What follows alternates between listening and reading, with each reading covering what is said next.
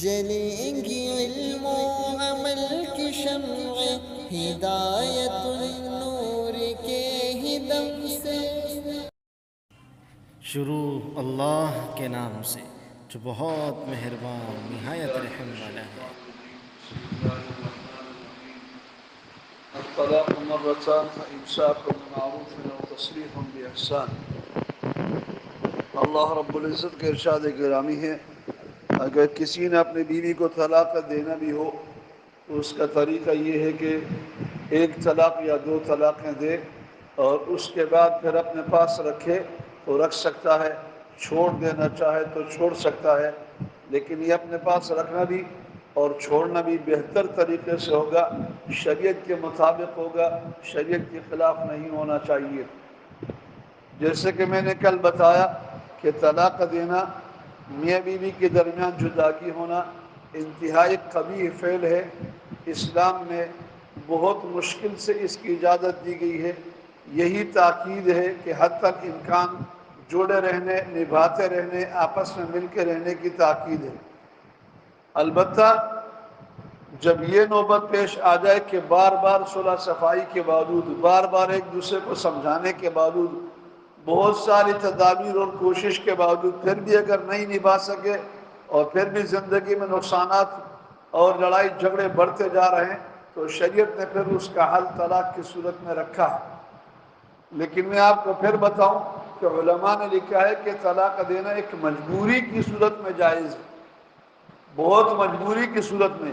اس کی مثال آپ یوں سمجھے جیسے کہ ڈاکٹر کسی کا آپریشن کرتا ہے تو اس کی کوشش ہوتی ہے کہ ایسے آپریشن ہو کہ اس کے جسم کے کسی حصے کو کاٹ کر الگ نہ کیا جائے۔ حتی الامکان وہ کوشش کرتے ہیں کہ اس کا آپریشن بڑا ہو یا چھوٹا ہو، جسم کے حصے کو کاٹ کر الگ نہ کیا جائے۔ لیکن اگر مجبوری ہو، اس کی زندگی کو خطرہ ہو اور اس کو نقصان ہو تو پھر اس صورت میں اس کے جسم کے حصے کو کاٹ کر الگ کر دیا جاتا ہے۔ لیکن جو کاٹ کر الگ کیا جاتا ہے وہ بھی ڈاکٹری اصول اور ضابطے کے مطابق کیا جاتا ہے، ویسے اٹھا کر کاٹ کر نہیں پھینکا جاتا، بلکہ ڈاکٹری اصول کے مطابق کیا جاتا ہے۔ بالکل اسی طرح شریعت میں بھی ایسا ہی ہے۔ اگر خدا نخواستہ میاں بیوی کے درمیان آپس میں جوڑ پیدا نہیں ہو رہا ہے اور ان کے درمیان محبت پیدا نہیں ہو رہی، ان کا نبھانا نہیں بن رہا ہے، تو پھر ایسی صورت میں پھر ان کے لیے مجبوراً طلاق کی صورت ہے۔ لیکن طلاق اپنی مرضی سے نہیں، اپنے خیال سے نہیں، اپنے سوچ و فکر سے نہیں، یا معاشرے کے تقاضے کے مطابق نہیں، یا لوگوں کے رواج کے مطابق، خاندانی رواج کے مطابق نہیں، بلکہ شریعت مقدسہ کے مطابق ہونا چاہیے۔ قرآن عظیم نے اس کو یوں بیان کیا ہے، اللہ یقیم حدود اللہ۔ اگر میاں بیوی اللہ کے حدود کو قائم نہ کر سکیں، اگر مرد حدود اللہ کی خلاف ورزی کر رہا ہے، بہت بڑے بڑے گناہوں کا ارتکاب، گناہ کبیرہ کا ارتکاب کر رہا ہے، عورت اس کو بار بار سمجھاتی ہے، بار بار سمجھاتی ہے، وہ باز نہیں آتا، تو اس کو پھر طلاق کا مطالبہ کرنے کا حق ہے۔ یہ عورت کی طرف سے بہت ظلم و زیادتی ہے، یعنی حدود اللہ، اللہ کے حدود کی پامالی ہے، تو مرد اس کو سمجھاتا ہے کہ ایسا نہیں کریں، بہت سمجھانے کے باوجود وہ باز نہیں آتی، اپنے عزت نفس کا خیال نہیں کرتی ہے، تو پھر مرد کے لیے گنجائش ہوگی کہ وہ طلاق دے۔ لیکن طلاق دینے کے لیے ایک مسلمان کو معلوم ہونا چاہیے کہ شرعی تقاضے، شرعی اصول، شرعی ضابطے کیا ہیں۔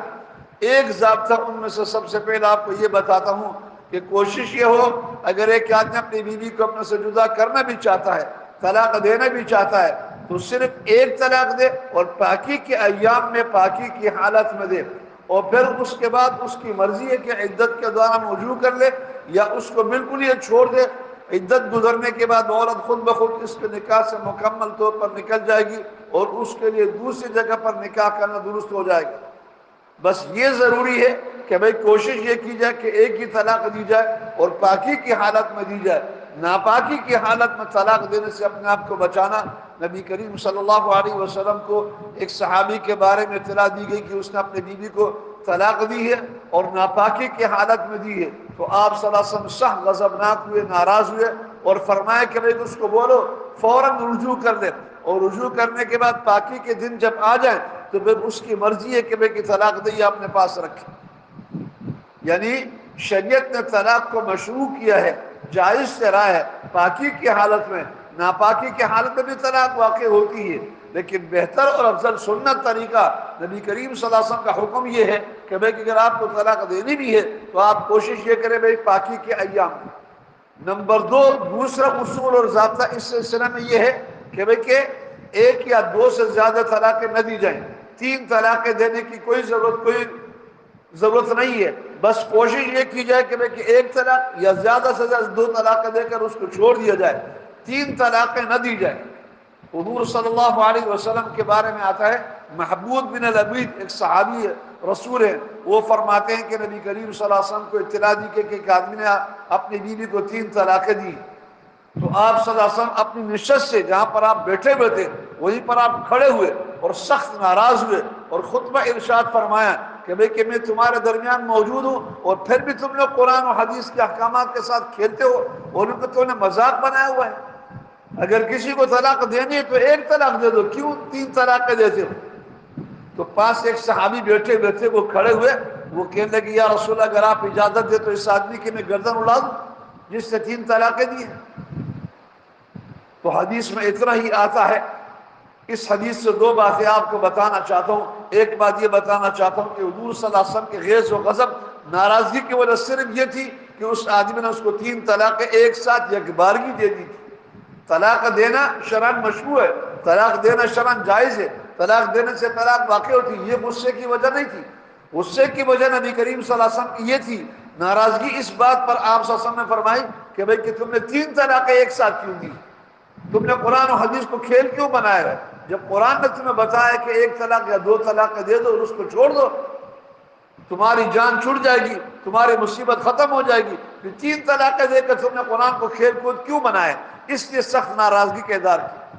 دوسری اس بات کی وضاحت کرنا چاہتا ہوں کہ نبی کریم صلی اللہ علیہ وسلم نے یہ نہیں فرمایا کہ بھئی کہ 3 طلاقیں دینے سے 1 ہوگی۔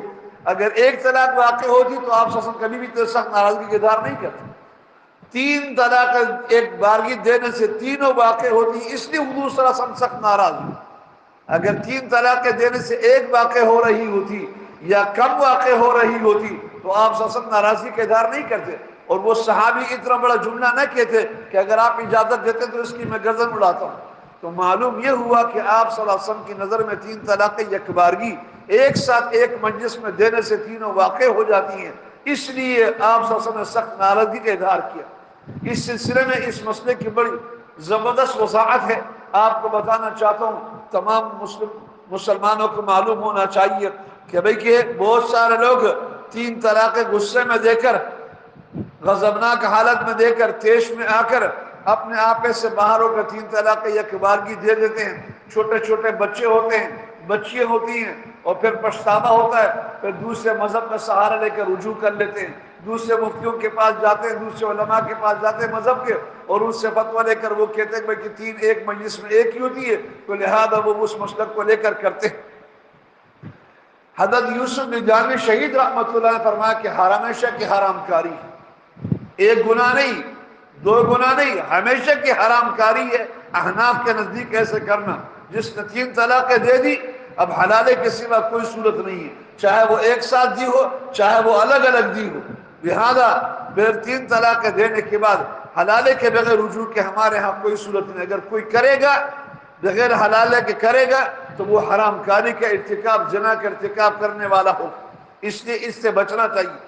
مجھ سے ایک صاحب نے اس طرح کا مسئلہ پوچھا اور مجھ سے یہ ذکر کیا کہ بھئی کہ 3 طلاقیں دے چکا ہوں اور چھوٹے چھوٹے بچے ہیں، اب ان کی زندگی کے کیا بنے گا؟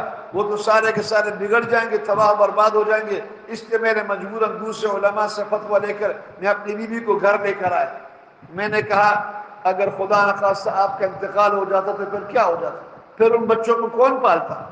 اس وقت تمہارے بچے، تمہاری بیوی، تمہارے خاندان والے صبر کرتے، صبر سے کام لیتے، اللہ کے حکم کو قبول کر لیتے۔ آج بھی تم سے غلطی ہوئی، تمہارے منہ سے نکل گیا، اللہ کی طرف سے تھا، صبر کرو، اللہ کے حکم پر صبر کرو۔ تمہارے بغیر بھی، تمہارے موجودگی میں اللہ ہی پالنے والا ہے بچوں کو، ان کی سرپرستی کرنے والا، ان کی پرورش کرنے والا اللہ ہی ہے۔ تو تم حرام کاری کے ارتکاب کیوں کر رہے؟ تم اپنے آپ کو جہنم میں کیوں ڈال رہے؟ تم کرو یا نہیں کرو، اللہ ان کا ذمہ دار، اللہ ان کی پرورش کرنے والا ہے۔ تو یہ شیطانی دھوکہ ہے کہ بھئی کہ بچوں کی پرورش کا مسئلہ ہے، ان کی دیکھ بھال کا مسئلہ ہے، یہ اللہ کرنے والا ہے، اس کی تمہاری ذمہ داری نہیں ہے۔ ہاں تم شریعت کے حکم پر عمل کرو کہ حرام کاری کا ارتکاب نہیں کرو۔